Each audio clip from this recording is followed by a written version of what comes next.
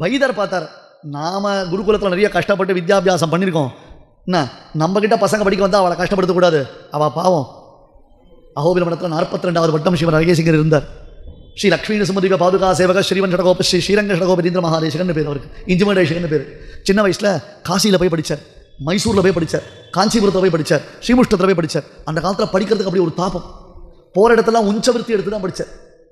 பார்த்தார் இந்த மாதிரி படிக்கிறதுக்கு இவ்வளோ கஷ்டப்படுறேன், பசங்களாம் நல்லா படிக்கிறமே, பசங்களுக்கு எல்லா வசதியோட அவள் வயறு காயாமல் அவள் நல்லா சாப்பாடு சாப்பிட்டு நல்லா படிக்கணுமேனு ஆசைப்பட்டார். பின்னால் அகோபில மடத்துக்கு 42வது பட்டம் பீட்டாதிபதியாக வந்தார்.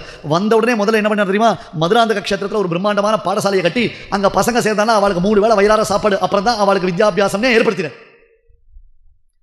படிக்கிறவன் வயிறு காயக்கூடாது, அவன் வயிறு குளிர்ந்து படிக்கணும். வயத்து பசியோட உட்காந்து அவன் வித்யாபியாசம் பண்ணக்கூடாது. எப்பேற்பட்ட மனசு, சுபேர மனசாத்தியாத்.